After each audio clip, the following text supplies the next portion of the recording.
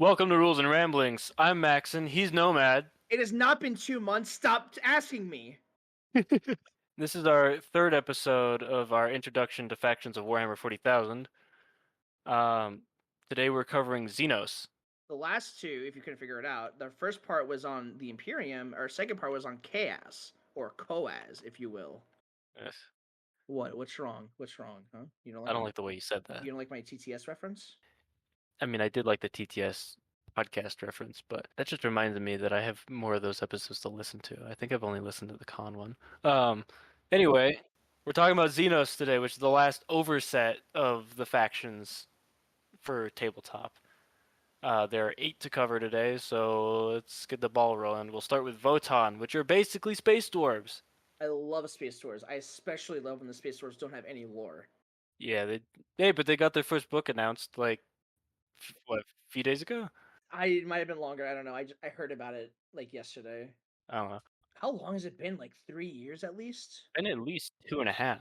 Yeah, 2.5, because they were towards the end of 9th edition. Yeah, they were right near the end of ninth edition because it was them and then it was the Lion. It's been like almost a year and a half since 10th edition came out, so Yeah. 3 years, something like Yeah, that. because I think they were like the last edition before the Arcs of Omen. Oh, Games Workshop, how do you do it? 2.5 years before a book is even announced. Never mind the fact that they released the fucking rule book for Votann and then immediately made it non-usable by updating the rules within like what, 2 weeks? It's fantastic. I'd love to see it. Hey, $60 for this book that you can use for a week. Also, we made the factions suck, and then we made them really strong, and then we made them suck again. See, that's a good segue, because we should mention, as we say with every episode, we try to future-proof these a little bit, because 10th edition is a really weird edition for how the rules and factions work. So, for example, as we've said before, Psychic Phase doesn't exist anymore, but we still try to talk about a faction's psychic potential or capabilities, because they might come back in the future and be relevant again. Uh, so Votann is going to be a very hard asterisk, because Games Workshop has a history of not figuring out or not knowing how they want Votann to play. On the surface, it seems like the Votann are supposed to be a close analog to Space Marines with slight crossover with Tau. The problem is that they end up not doing that. So specifically, if you look at Votann, they seem like they should be an elite army, Exchanges and like stuff. Space Marines. But Games Workshop has a history of taking the Votann and making them a lot more horde than they should be, which is very unfortunate considering their entire range is like 5 units, something like that. They might have 6. No, I think they got another model recently, didn't they? Or another model was announced? I feel like I heard something about that. Maybe, but yeah, it's a very small range for how horde they are.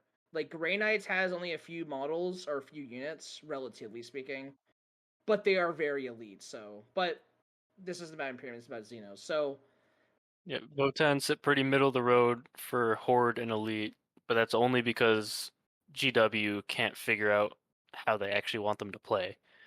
It seems like they should be very elite, but they tend to not be. In terms of melee to shooting, they actually have a good mix of both, but side a little bit more with shooting. they have they have like one or two. I think only one dedicated melee unit. Everything else is just guns, but they are a very close range army. I mean, I think half their units do actually have pretty good melee because they have the dedicated melee unit, and then they have like their commander dude who kicks ass, or at least he's supposed to. All I know is they have the Berserk unit, Yeah. and that's like their only dedicated melee. Okay, and then as of now, they have no psychic potential, even though their lore is a little weird about that, because their leader dudes are like kind of weirdly psychic. I haven't actually read their lore, so this is news to me. It's the dudes who like are in charge of the ships. The way they commune with the fucking Votann are kind of weird. But also, the Votann might be psychic. They do actually have psychers, like models. Yeah, They have the Grimnir. yeah. The Grimnir. It's the guy who like I think he can kind of see into the warp. using the Votann. He certainly looks like a little warp dude. Yeah, so technically they are slightly psychic. Discrepancy. But anyway, onto their faction rule. It's worth noting that the Votann are a little on the slower side at 5 inches. This is true because they are dwarves. Compared to the standard 6 inch you see with a lot of other factions. You might think it's because they're short. It's actually because they're too busy writing in their book. Which will lead us to our faction rule. I have the ancestors, which basically they call it judgment in this. It's a book of grudges. They put it in the book. The way it works is when you're playing Votann, if a Votann unit in your army dies, the enemy unit that was responsible for destroying it gains a judgment token. An enemy can never have more than 2 of these, and if they were supposed to gain more, it's ignored. They still just have 2. But every time you have a unit or model from your army attack a enemy unit that has judgment tokens on them, they get differing bonuses depending on how many judgment tokens the enemy has. So if they have 1, it just makes it a bit easier for them to hit their targets. But if they have 2 tokens, it makes it easier to hit and to actually wound the targets. I would like to say that to anyone who may or may not collect Votann in the future, I am begging you, please, every time you get a judgment token to put on an enemy, please say, "Yep, that's going in the book." I would be so happy if I was playing against a Votann player and every fucking time Going in I the killed book. a unit. Yep, that's going in the book. I would be so happy losing. I'd be okay with that. I'm like, damn, I shouldn't have. They put me in the book. Like, I don't know what you want me to do. All right. What Xenos faction do you want to go to next? Oh, my favorite Xenos faction, my absolute favorite of all time, the Tau. I didn't realize you were being sarcastic. I thought we were going to go to Necrons, but all right. We can do the Tau. No, the Tau, of course, my favorite. I love the Tau so much. Oh, yeah. See, Totally. this is double sarcasm because I actually do like their battle suits. Well, yeah. The only cool part about them, I mean, the Cruder kind of cool too, but standard Tau kind of suck. Farsight's cool. Anyways, the Tau, they exist. They do exist. So we will be refraining from making any quote unquote dumbass weeb space communist jokes just because I don't feel like being unoriginal right now. Not that I was ever original, but Also, it's only kind of right. it's only kind of right. Because I could get into, oh, they actually take from Chinese philosophy and the Indian caste system, but I don't care enough. So the Tau are your shooting army. If the Orks are your melee army, the Tau are your shooting. They suck at melee. Their melee is actually garbage. They have like 2 models that have anything resembling good melee. And one of them is a named character. So one of them's a named character who absolutely fucks in melee, but he's a special case. Everyone else sucks. Farsight, my beloved. I forgot his name for a second. So don't forget Farsight. Come on. I almost said Shadow Sun. No, she's the range lady. Yep. She likes her missiles. The Tau have essentially 2 ways to play, though obviously with most of these, or almost all of these armies, you can mix and match them. They have the one half, which is their battle suits, their big Gundam mechs, which is where the weeaboo jokes come from. It's also the cool part of their army because their mechs are cool. It is also the cool part. Like, yeah, it's weeb as fuck, but who cares a shit? You have a Jaeger. Yeah. I mean, it's a small Jaeger, but a Jaeger nonetheless. So you have your Jaeger Gundam mechs on one side, and on the other side is your auxiliary units. So the interesting part of the Tau is in their lore, they are rapid colonial / expansionist people. Where every other faction or almost every other faction would look at an alien race and God forbid if it thinks and kill it, the Tau are much more willing to bring them into the fold, as it were, all for the greater good. And depending on the race, they do this through various means, including with some of them direct brainwashing. So the 2 main auxiliary, I guess, types you can bring is the Vespids, which are little flying bug dudes. They got new models recently. They look cool. They did, and the kill team, they do look pretty cool. And then the Kroot got almost an entire range refresh, if not an entire refresh, which was pretty cool. which was also pretty cool. But it doesn't matter because any self-respecting Tau player isn't going to look at that. They're just going to bring mechs. I wish at least for lore they would diversify the auxiliary units a bit more and like give us some more about them. But in terms of tabletop, the mechs are cooler. The mechs are so much cooler. Yeah, they also don't have psychers, period. Closest thing they have to an psyker is you can take an ethereal, but I think it just gives morale boosts and like helps leadership. Yeah, It doesn't have like, any actual powers. They don't do any psychic stuff. No spells for you, blue boy. Blue boy. They're Get outta here, like fish blue man. bovine people. They're not even fish. I know they're not, but it's funny to call them fish people. Go put that floppy disk in your forehead. Into the brain. So the Tau army rule solidifies their shooting role even more for the greater good. Essentially, the way this works is you can take any 2 units, or at least units with the army rule, designate one of the observer units and one of the guided units. What this essentially does is that if you're quote unquote guided units, targets an enemy that the observer unit can see, that target is considered spotted. Effectively, what this does is You do have to designate this before targeting them for shooting, though. right.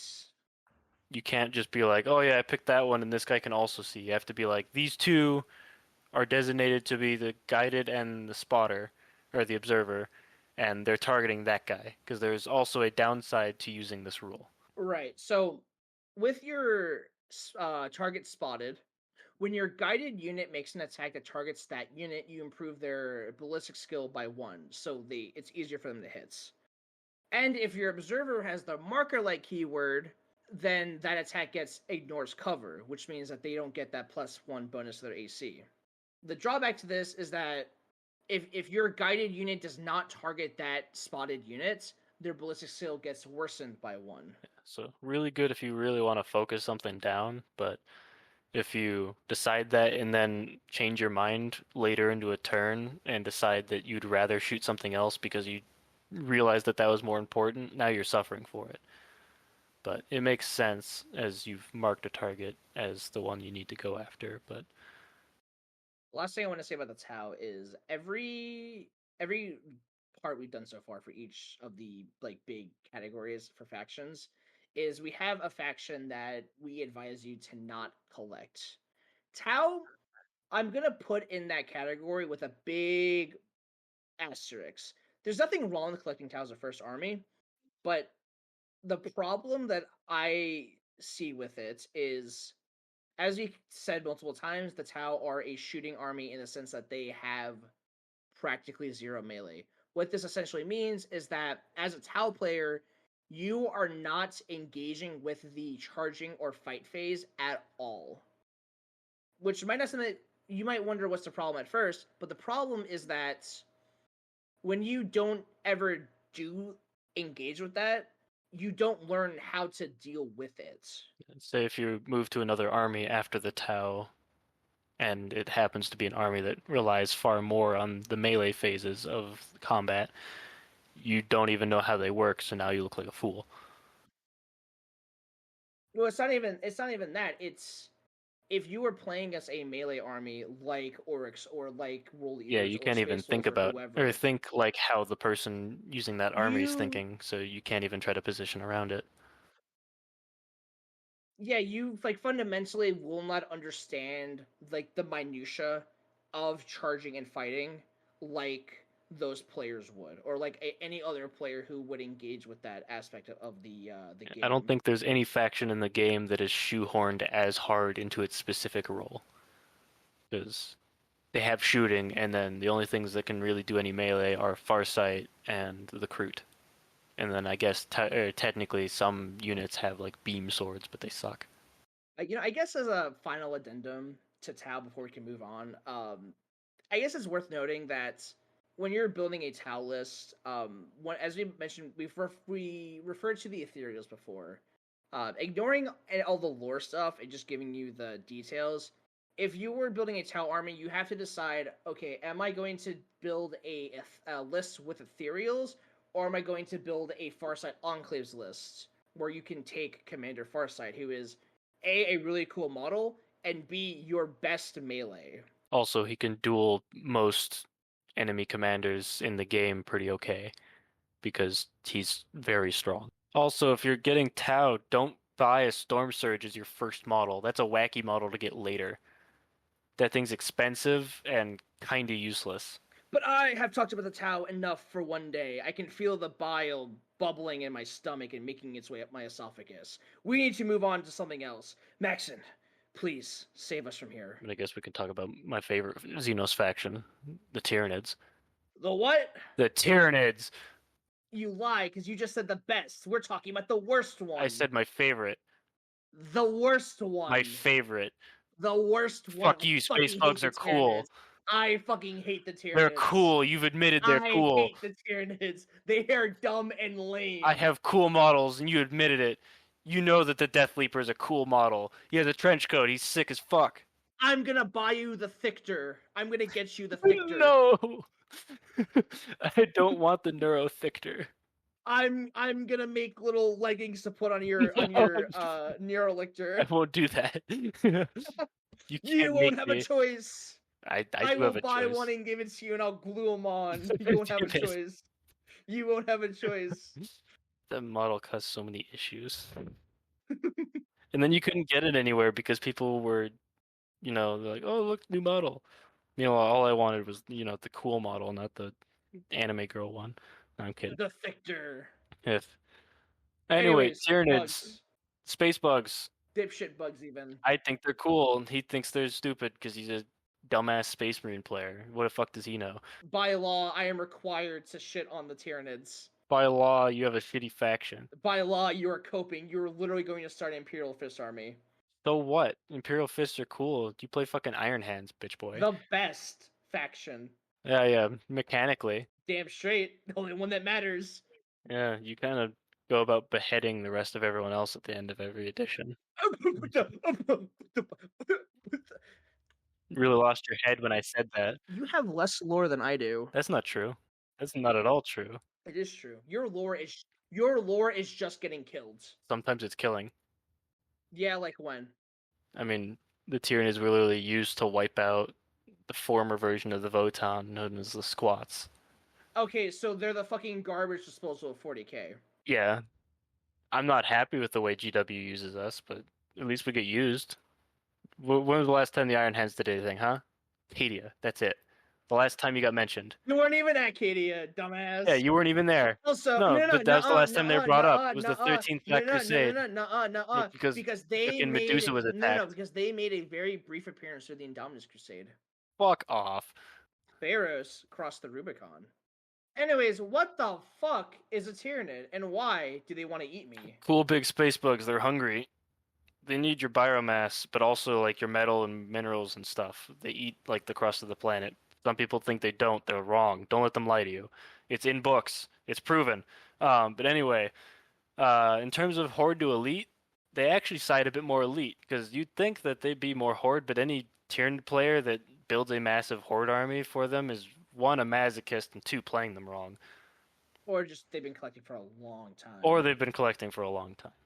But real Tyranid players either build hyper elite or build a good mix of of both, which is what you probably should do. You want to have a few units of small dudes, just so you can have like point control along the battlefield and have some presence.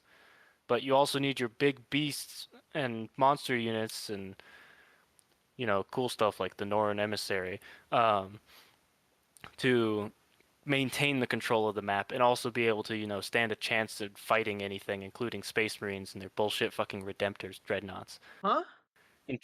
Bullshit Redemptor Dreadnoughts. Huh? Huh? In terms of melee and shooting, they side a bit more towards melee, but they do have a good several models with good shooting options. Like Tyranid Warriors and Hive Tyrants are pretty good at shooting, and then the Exocrine is specifically a living artillery beast. And the Tyrannofex is also a living artillery beast, just in a different sense. But other than that, it's mostly melee. They have some guns along some of their models, but most of them kind of suck. And in terms of psychicness to non-psychicness, they have a few psychic models. I wish they had more sometimes or less other times. The Broodlord got his psychic keyword back, Uh, right? Yeah, I was he actually gonna did. say, is every synapse creature or No. Tyranid a psyker? No. Okay. Warriors or Synapse, they're not psychers. Okay. Broodlord, Synapse, not a psyker. Or at least he wasn't. Now he is. But he doesn't have any psychic powers, which is So that's stupid. just a 10th edition thing. It's not like a. That is a 10th edition thing. But for a while, he wasn't even considered a psyker. Um, Which is kind of funny because isn't it on the model he literally has like the I can imagine anything like yeah. finger on the side of his head. He's doing the Professor He's doing the Xavier. Charles Xavier thing, yeah. He's literally doing that while standing on a pile of garbage. And they took away all of his psychic powers. I feel like they could have at least given him like a psychic, like just a smite Give him ability. an aura or something. Yeah, Does he have an aura? he doesn't have an aura, but That's kind he of gets crazy. a attach ability with Genestealers, where he makes them considerably stronger. I guess. Anyways, what is what does synapse mean on the tabletop?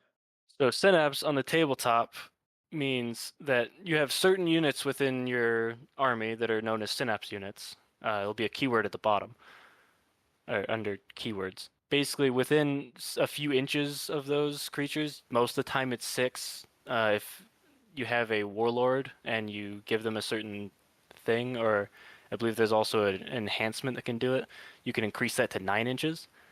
But usually it's within 6 inches of a synapse unit. The rest of your units stay within that range, and they get a bonus to making battle shock tests. They get to roll an extra dice and take the two higher ones. Or no, is it all three? It's No, all it's all three, isn't three. it? It's all three. Yeah, because they get word like they have Yeah, worse because they have, leadership, I would say, most Tyranid units have really dog shit leadership of like 7-ups and shit like that. but it's okay because you're rolling 3 dice. Yeah, as long as you stay within your synapse, it doesn't really matter that your leadership is bad because you get to roll 3d6 and add all of those up instead of the standard 2d6 that everyone else in the game gets to roll. It's pretty useful. And then there's their one use a game thing, which is kind of shitty depending on the army you're fighting. Like if you're fighting Space Marines, it's really bad. Like any type of Space Marines, Chaos or Loyalist, it's bad. It's called Shadow in the Warp.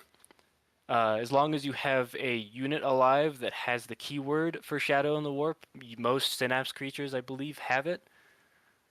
At least the big ones. I'd As long as you have one imagine. of those standing at the beginning of either player's command phase, so at the beginning of your turn or your enemy's turn, um, you can unleash the Shadow in the Warp, and every enemy unit on the battlefield has to take a battle shock test.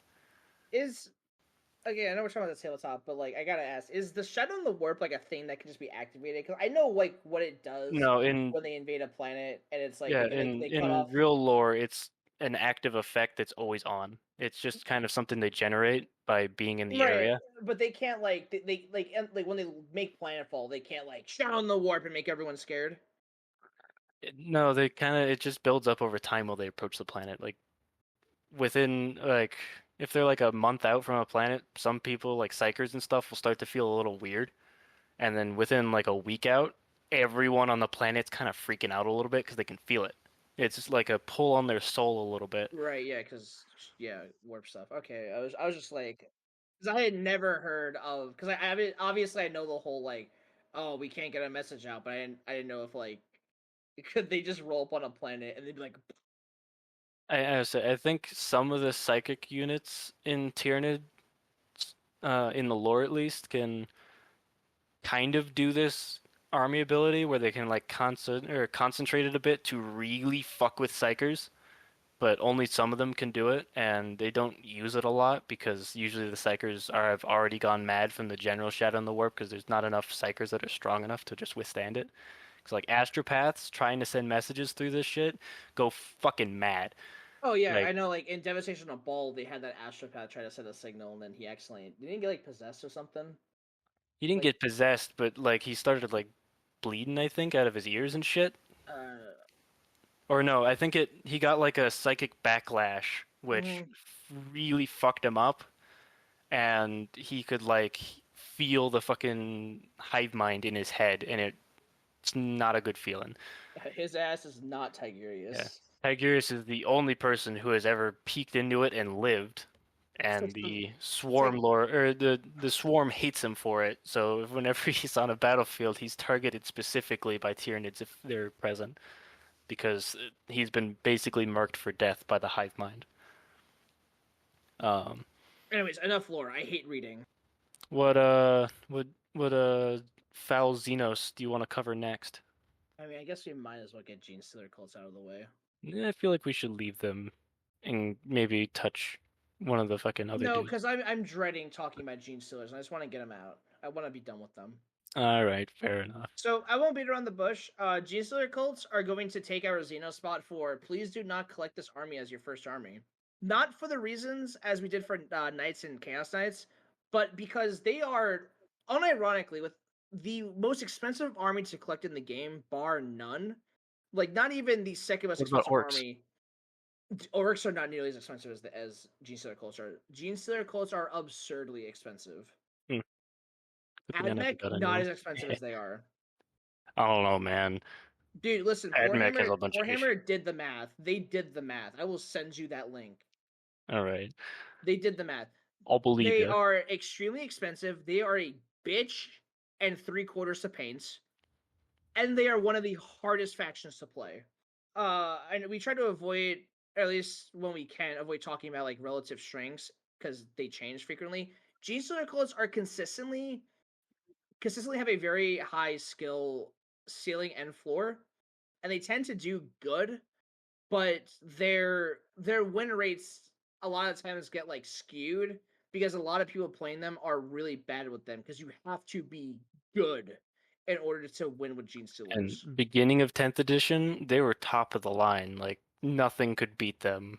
They had like I think 60 something percent win rate, but now it's probably closer to 50. Oh, that was Eldar. That you're thinking of Eldar. Eldar was absurd I'm at pretty sure launch. GSC was too, because their rules been edited slightly. No, they were good. They were good. Yeah, no, they were still good, but they weren't 60%. That was like Eldar was up like Hmm. way above the rest. But they were still very I just high. remember hearing people being kind of pissed about it because they could just keep respawning their units.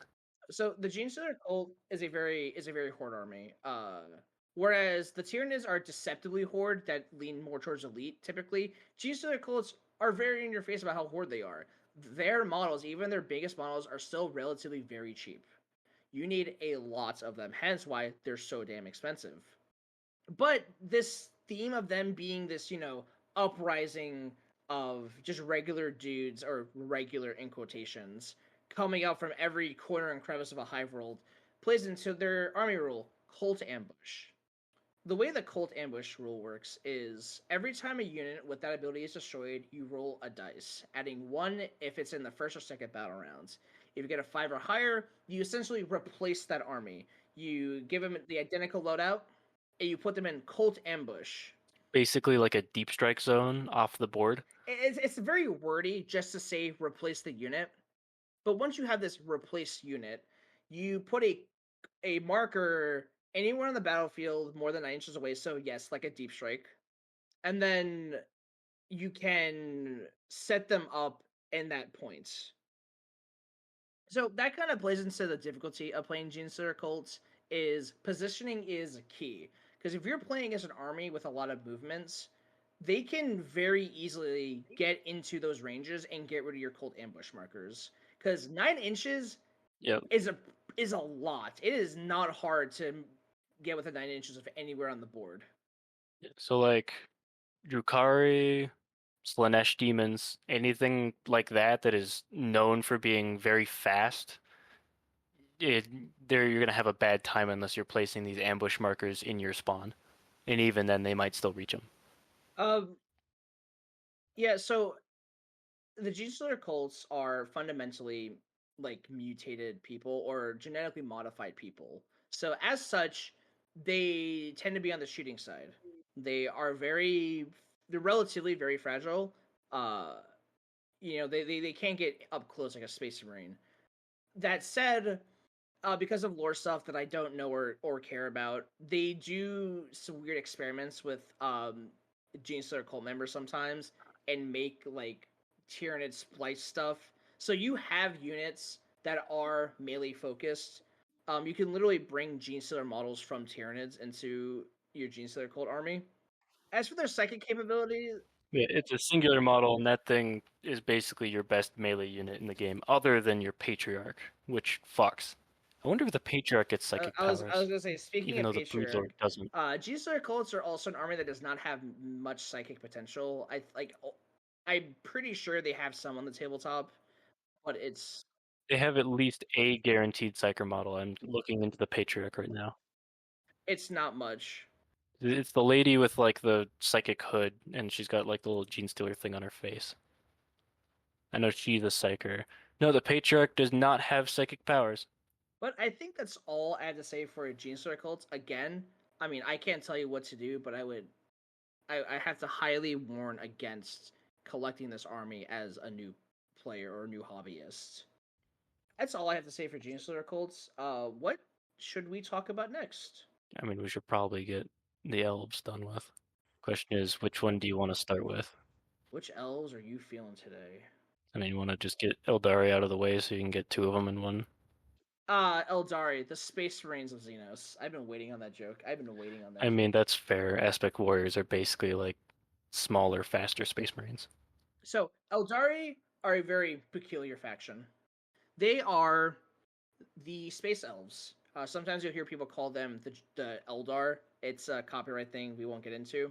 The Eldari are kind of middle of the road as far as like how horde or elite they are. I want to say they're more towards the elite, but they still have like a little bit of horde capabilities with their basic troops. Yeah, Guardians they can bring in mass. They're pretty cheap. They're kind of okay.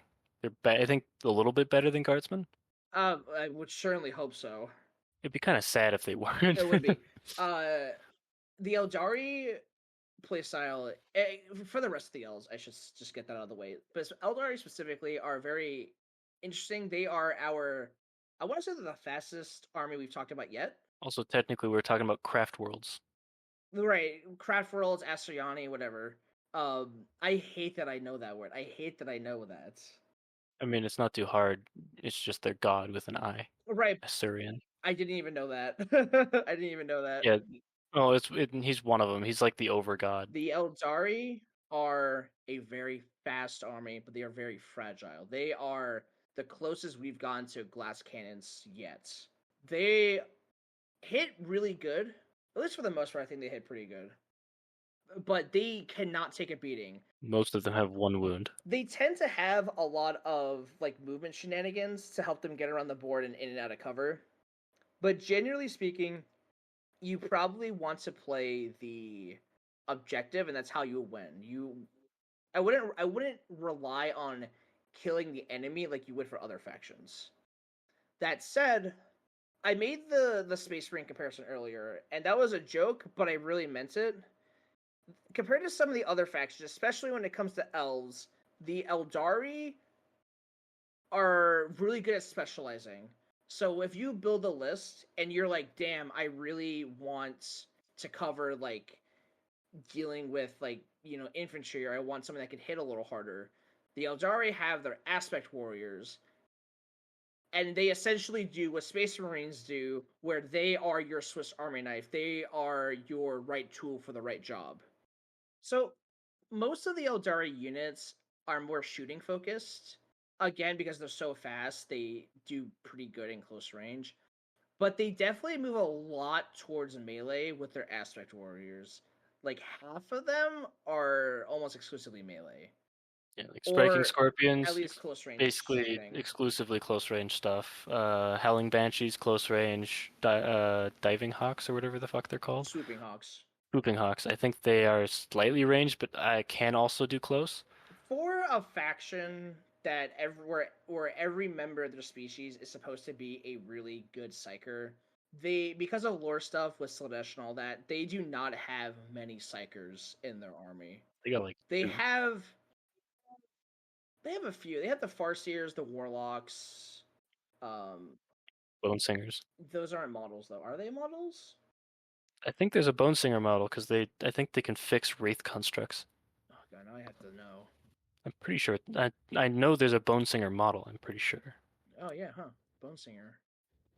I think they can fix wraith constructs in other vehicles. I think they're like tech marines. Yeah, so they have a few like character psyker units, but generally speaking, they are not as psychic as say Thousand Sons or Grey Knights. But ironically, their army rule is very psyker based, which brings us to the Strands of Fate, the thing that made them broken for the beginning of an edition. Technically, it's very Farseer based. They're psychers, aren't they? Yeah, but they also just got a pair of binoculars. So the way Strands of Fate work is at the start of the battle, you roll 6 dice. If you are familiar with Sisters, this might sound familiar. It's kind of familiar. When you roll, you can re-roll one, or we can re-roll all the dice and then roll one less dice. So you're essentially you're mulliganing from Magic the Gathering. I like how in the rules it specifies that you can do it until there's only one dice remaining. Because I like the idea of someone not paying attention and getting rid of all of their Strands of Fate dice. Shit, bad fuck.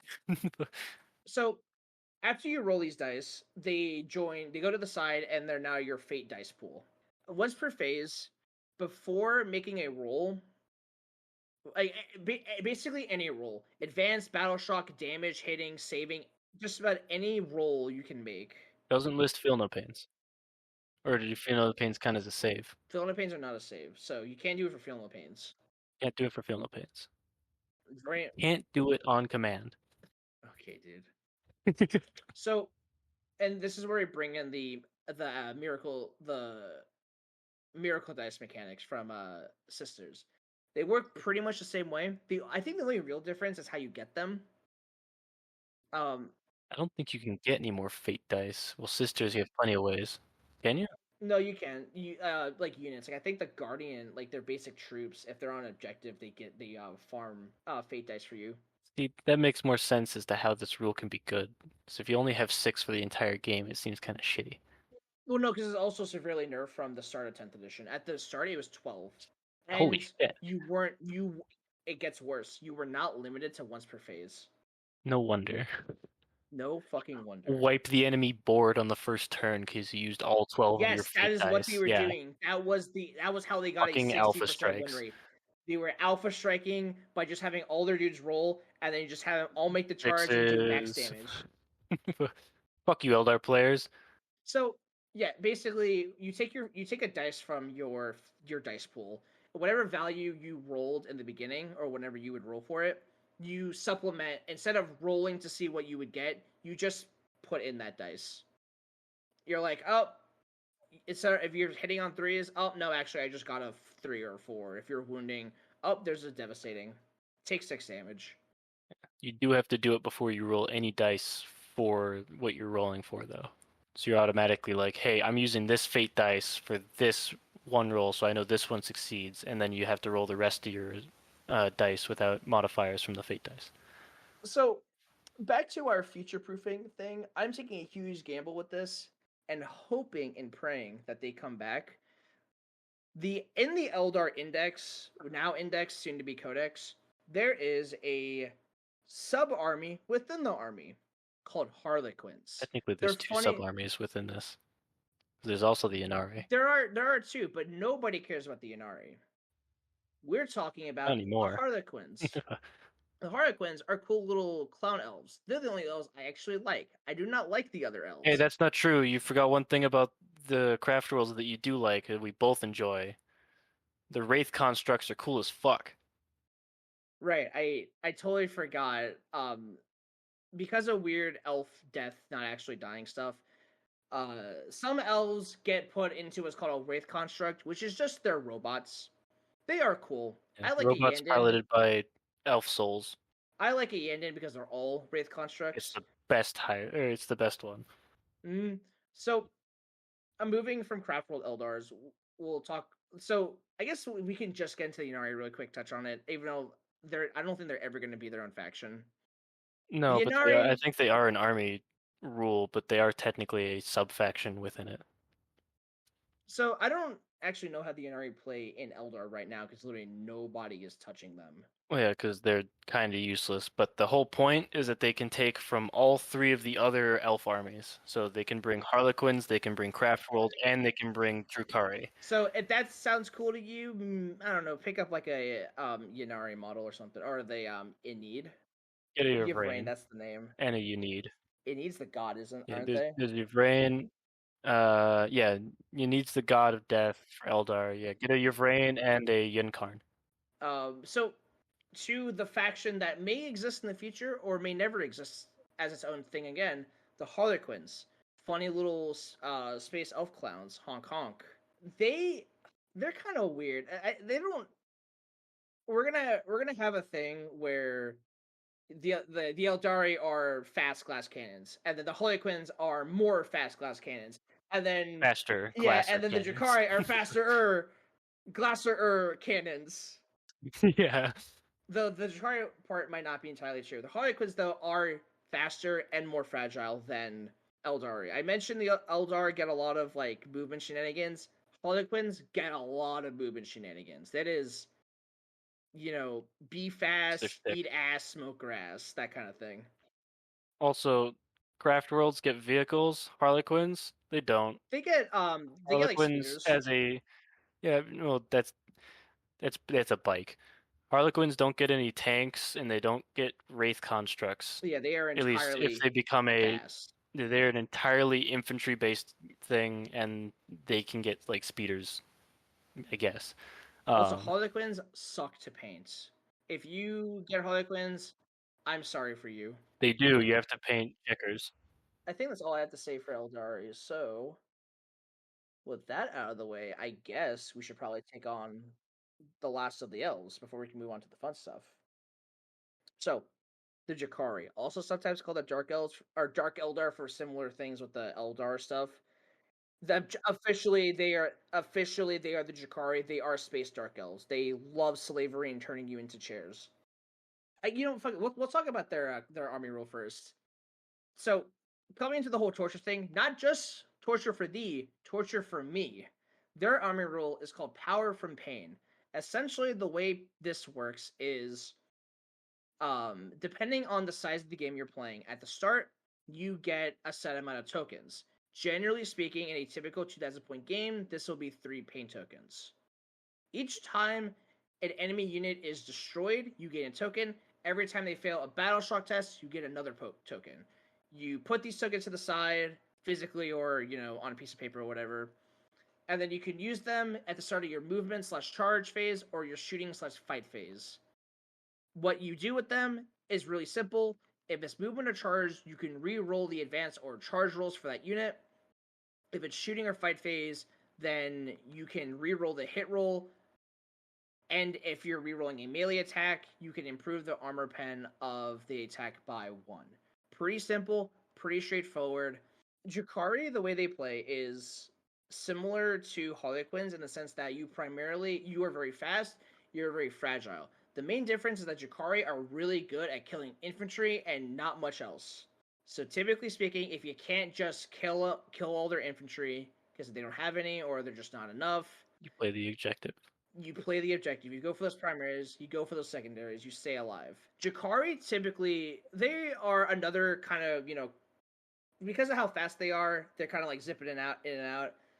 A lot of shooting, a lot of close range stuff. Same thing with Eldars because of weird elf lore shit. They're very little psyker capabilities. I actually don't know if they have any psychers. Do they have any psychers? I don't think they do because lore things, Slanesh will literally like eat them right away if they use a psychic power. Yeah. I don't think they have any.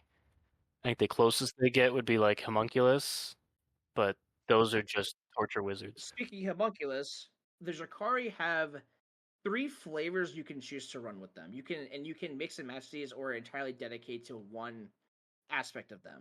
They have the Kabalites, which is their general infantry dudes. So like their Kabalite warriors.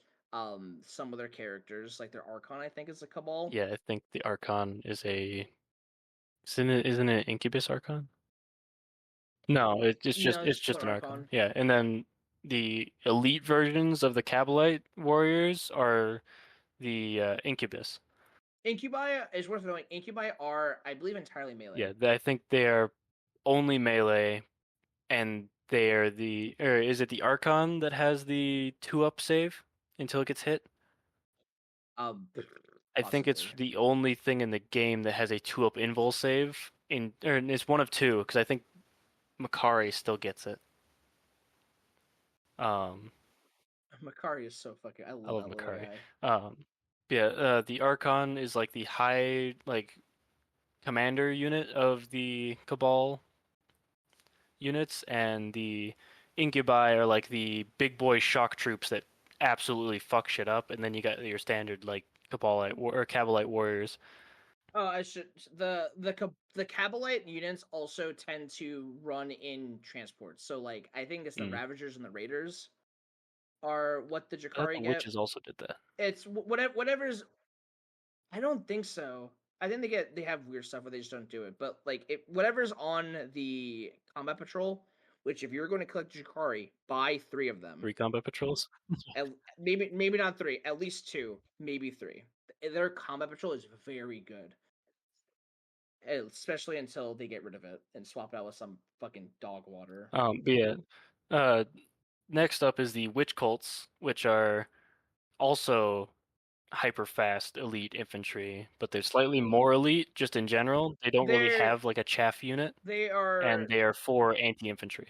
typically speaking, they're like, They are yeah, they're horde even more clear. anti-infantry. Like I don't think when I was looking at their index, I don't think I saw a single witch cult unit that did Yeah, not have they're anti-infantry made as a for keyword. clearing massive amounts of weak infantry, unlike the Ka or Kaba or, fuck Kabalite warriors, which have the Incubus, which can very much fuck up elite infantry and technically lesser vehicles because I think they have pretty good AP, but it's also like a dude with a sword fighting a car, so that doesn't always go well. Um, but yeah, they're very fast. They are very good at dealing with large hordes of units, and that's about it. They don't do much else. Do Although they cause battle shock? although that isn't to say that I feel Drukhari, like they would, but I don't I'm know. not sure of that. Although that isn't to say that Drukhari have Monstrous no, units. I guess sustainability to them or ability to hold objectives. That's the They're biggest problem moving with constantly. Drukhari is you if you put Kabalite warriors You're gonna on die. like a midfield objective, it's pretty easy for them to get bullied off of it. But if you need to hold an objective like that, that brings us to our last third of them, Ovens. the Yeah. homunculi, They are the coolest covens. ones. Yeah. They are your monster units. They do weird fleshcraft with people, turn them into monstrosities, and they tend to be on the slower side, but they do pack a bit of a Yeah. punch, and they are your I tankiest don't remember any units. of their names right now, So but they fuck. if you ever need to, if you were playing Drukhari and you need to hold the No Man's Land objectives, bring a couple Talos or some Chronos. Also, I think Homunculus might be able to heal stuff. Maybe? Possibly, it would make sense. I feel like they're the masters of fleshcraft and torture. I feel like they should be able to heal their monstrosities at least. I think that's a thing they can do. Would make sense. Anyways, I'm done talking about elves. Maxen, what should we talk about next? Well, do we want to get a little dour or do we want to get really excited? I mean, I get pretty excited either way. That's fair. Let's just get it out of the way. Let's get the most horde faction in the game out of the way. We're talking about the orcs. I'm not gonna say it. I'm not gonna say it. I was rearing up for it, dude. I was taking a deep breath. I was about to full send. Yeah, so the orcs are probably the most horde army in the game other than GSC. And for a long time, they were the most horde army and the most expensive Not quite, not quite. before GSC were added. The thing with orcs is that they have a lot of old models and they tend to be cheap. Also, if you're getting into orcs, we're trying to talk about the rules, but I gotta talk about this. If you're getting into orcs, and I want to get into this in another episode, learn to kit bash. Go on on forums, go on find the orc Discord server, go on the orc subreddit. Just learn how people are kit bashing because orc boxes, especially the older ones, have so many spare parts. you can basically create entire units from like 2 boxes. It is insane what you can do with the orcs if you get creative. And because the orcs look so shitty, like their vehicles at least, because they're literally ramshackled, you can get away. You can get away with some really scuffed vehicles. Your shitty Kepashes will look great. Like, they literally have scrap tech for a lot of their vehicles. Most of it shouldn't work, but it does. Like, they have literally things called a scrap jet. It looks like a hunk of fucking flying shit, but it works. It's just a bunch of pieces of metal, like, bolted together with, or I guess riveted together. But yeah, in terms of Horde to Elite, they lean very Horde. Even their vehicles are very cheap.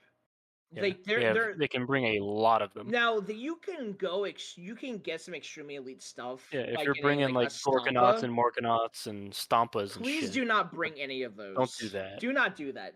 It'll ruin your fun and your table it is the partners. Knights problem all over again.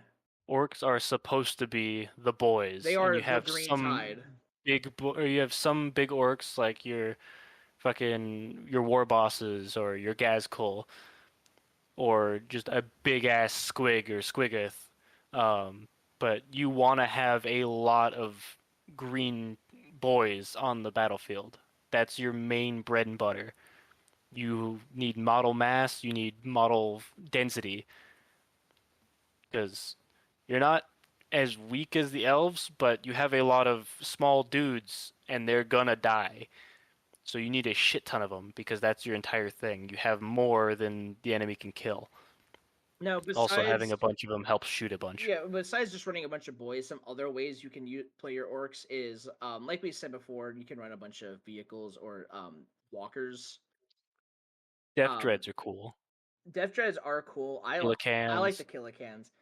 Killicans. Killicans are There's funny. also the Cult of Speed. So if you bring a lot of like buggies or boomdocker snazz wagons, I had to say it at least once. You can run the Cult of Speed. You know, red ones go faster, the whole shebang. But generally speaking, the typical orc army is boys out the wazoo. Yeah. From Orcs melee to shooting, they tend to go more melee, but some of the clans are extremely better at shooting than others. no, not evil sons. I think it's Bad Bad moons. Moons. Bad Yeah, Bad moons. Moons are the shooty boys. So if you want to do a shooty orc army, you're gonna want to run Bad Moons, but it doesn't really matter anymore. It's There's it. probably a I don't detachment want for it. without no without getting into detachments. It's really disappointing because orcs do not have a shooting detachment. The closest they get is they have one that's meant for running a bunch of like walkers and shit. But even then, a lot of those walkers tend to be very melee, or Melee. at least they can be. That's kind of There's not a shooting detachment, which really sucks for me because I like the Daka. they really just I shit don't. on the Bad Then again, Moons. I don't play orcs. It's whatever. It's like I think that they have a detachment for the like snake bites or like running a bunch of squigs, which really sucks. Not like gameplay wise, but like Yeah, but they look cool. as a Daka guy, like really they get a detachment, but not us. Well, they were an entire new Orc clan release. Yeah, There's whatever. an Blah blah entire blah. model range, and they're really cool looking. And you As got for the their big psychic white squig. potential, they're actually not half bad. I think They they got don't have weird boys and many. shit. They have like weird boys and maybe a couple other stuff, but like yeah, they're Do probably they get on auras? par. I think I so. think Gazkul has an aura, right? Probably. So they get Probably like not. some. They're about on par with Aeldari, maybe a little better. I do know that I think it's the normal weird boy. They get a fun thing where they have like their psychic shooting attack. It's called Edbanger, and it's literally the more boys around the model, or at least like I think the model is leading, the more attacks or damage you do, which I think is just very cool. Gazkul does have both a unit leading ability and an aura. But to solidify how bad building a shooty list for orcs is, let's talk about their army roll. Say it with me, folks. Wah. Yeah. Wow. Also, don't fucking say wog. It's not wog. It's a Cockney British person trying to say war. Also, I am begging you, please do not scream this out if you're at a game Yeah, store and people you're will playing be with people, rather pissed. especially people you don't know. I like orc players. They tend to be really chill dudes, but the problem is that someone they get too carried up with it, and they Screaming scream wah. wah every time they activate their army ability, and they sure think it's funny, but goddamn, for any normal person, it sucks. Please do not do it. Anyways, Also, take a shower before you go and fight people at a game store. that's a no-brainer. You are a plague I marine. shouldn't You are have to not. say it, but So, what is the wah? yeah, so the wah is something that you can invoke once per battle as the orcs. At the start of the battle round, you can call your wah. And until the start of the next battle round, orc units from your army are eligible to declare a charge in the turn in which they advanced, so they can move, move a bit more, and then declare a charge into an enemy unit, which you usually can't do unless special circumstances like this. Yeah, you're not allowed to shoot or charge after advancing unless you have a special keyword. This gives everyone advance and charge, which is very helpful for closing the distance. So after that, um, you you add one to the strengths and attacks of your melee weapons, and then those orc models get a 5% invul. So what this means is that for the turn, for just the one turn, your orcs move faster. It's easier to get into melee. They hit harder and they're tankier. So if you couldn't tell, you want to use the wah right before you're within charge range, or when you're about to be in charge So you don't want range. to first round this shit. You probably don't even want to second round this. But third and fourth, that's probably your prime time to do it. Or if you're saving it for fifth to like clean up, you can. Also, I just want to say because this is very, very funny to me. This is not a 40k thing. This is a combat patrol thing. A very funny rules interaction. The Imperial Guard combat patrol has a stratagem that I believe makes it so that it's like you call down like artillery fire. The opponent for that turn cannot charge, and you can do this after It's very the fucked command up. phase. You So can just yeah, turn off a fucking so wah. what you can if right well. Not that it matters because combat patrol is a very Yeah. unbalanced game mode. But if you are playing an orc and you are playing against an Imperial Guard, if they know what they're doing, do not expect to be able to use your wah. At least in combat patrol. Right. Well, yeah, because I don't I think don't they think get so. that. The guard gets that like outside of it. Yeah, Because holy that'd shit, be could you fucking imagine how fucking bullshit. funny that would be? Guard would just That would be so running funny to Armageddon see. Steel Legion, just stomp every orc you come across, turn their army ability off. Ah, fuck you. But I think that's all we got for the boys.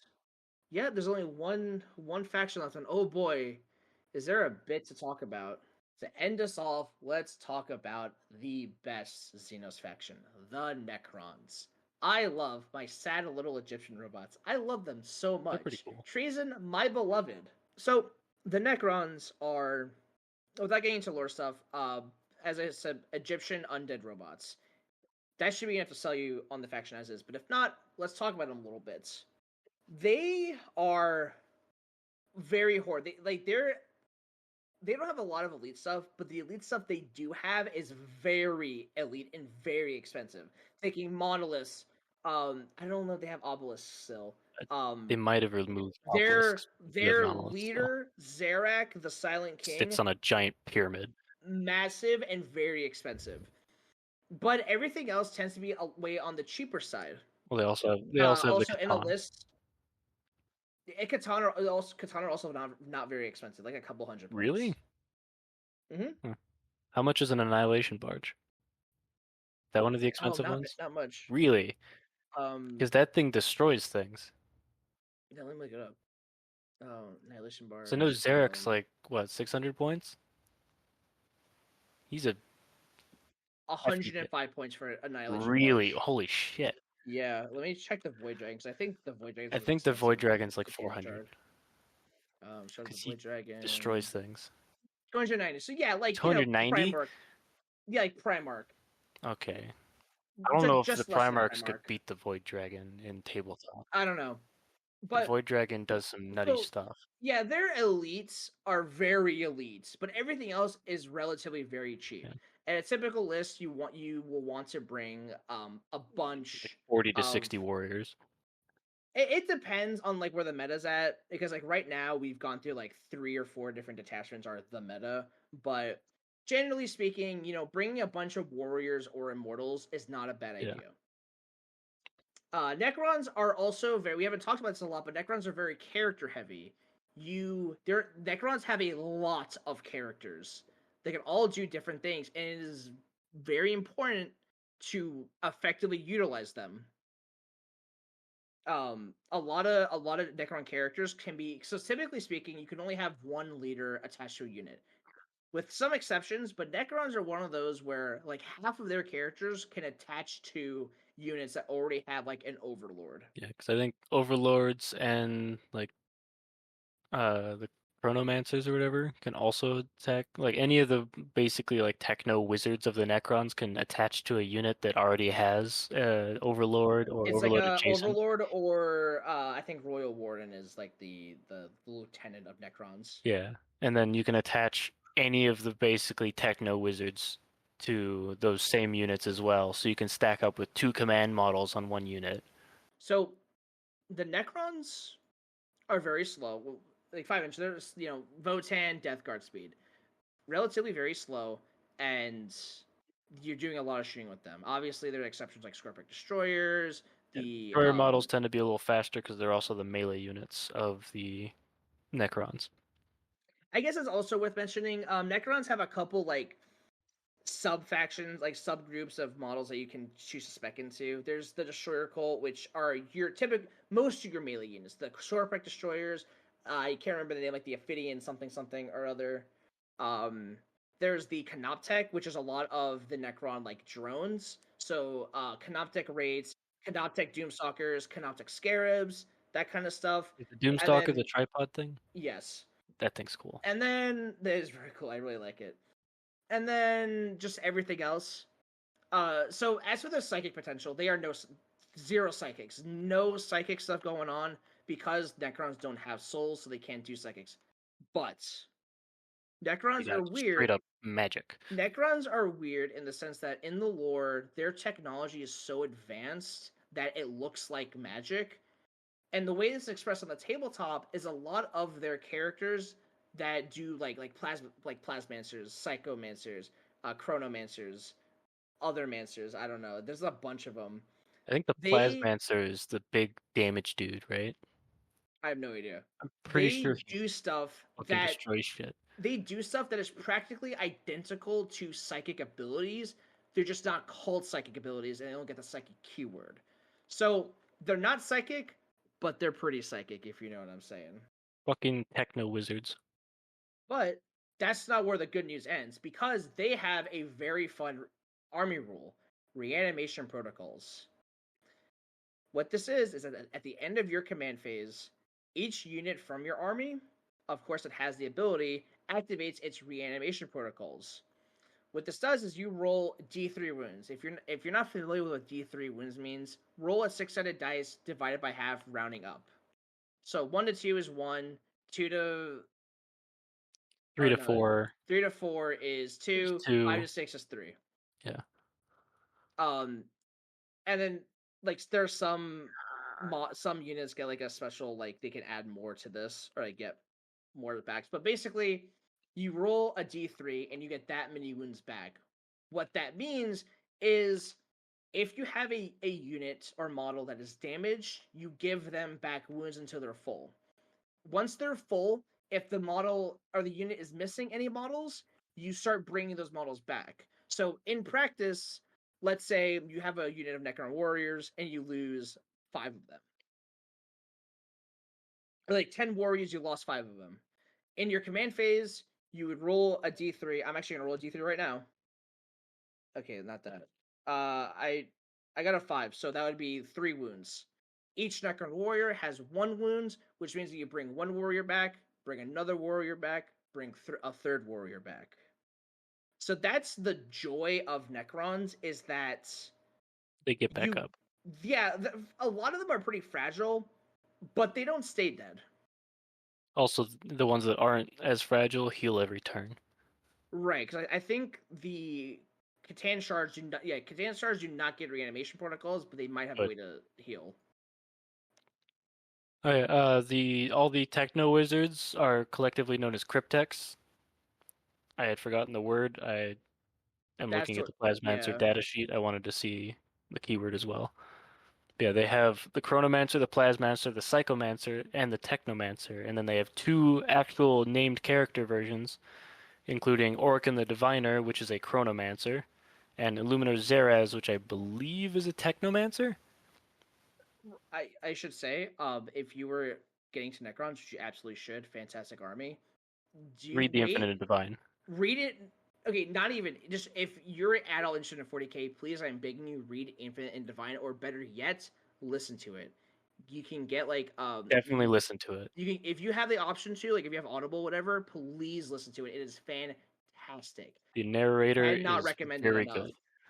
But back to the tabletop, I do want to say if you're getting into Necrons, I would recommend getting a Illuminor Xeris model because he looks really cool. I would recommend waiting until you have a few units under your belt before attempting him.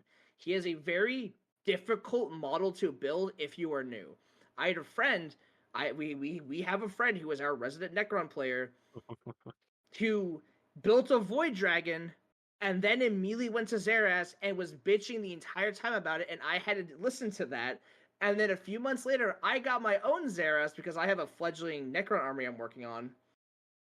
And it was very easy for me because I have like over 100 models under my belt at this point. My funny little old robot guys. Yeah. Oh, that hurt my head. Holy fuck, we should end this. I mean, I don't know if we have much else left. Oh, I do It's want to say the Plasmancer does kind of fuck. And he well. does still get reanimation protocols, which is cool. So that finally concludes our brief introduction into the factions of Warhammer 40,000. If you this is your first time watching, welcome. I hope you'll stay for more episodes. Again, feel free to watch some more older stuff. If you're curious about the other factions, if this is your first one you're seeing, by all means, feel free. Tell us what you think. Um, Hopefully, our next episode is going to be going to D&D. I said this last time, but obviously we had to finish this first. But we have a fair amount of D&D stuff lined up that we hope to work on. So if you're also into that kind of stuff, by all means, we'll be here later. Of course, we will be returning back to 40k at some point, probably soon, because I can't get enough of this fucking game. Also, we will probably try to fix our upload schedule. No promises, but No promises, but we want to we'll try at least probably life sucks. passive aggressively taunt each other to try to record earlier. Passive aggressively taunt each other. I am always there. I'm gonna yell at you. Do not put this on me. I'm always. You don't ask. It's I as much your fault. There's I times that I'm doing I fuck am all and you don't always ask. I am always there, being like, "Hey, we should record this weekend," and you're like, "Yeah," and then it goes Yeah, I agree, nowhere. and then you never bring it up. Because Why do I have to bring it up? you are more busy than I am. Your schedule, you have less free spots than I do. That's kind of fair, but sometimes I'm also just sitting there online at like 12 at night on a That Friday. sounds like an excuse. That sounds like an excuse for you to not ask if I want to record right then. Look, it's fucking 12 o'clock. Who wants to record at 12 o'clock? Looks at the time. Us? we're finishing this up at 5:50 in the morning. 6 o'clock in the morning. God damn it. That's enough begging for engagement for one video. Do you have anything you'd like to say, Maxen?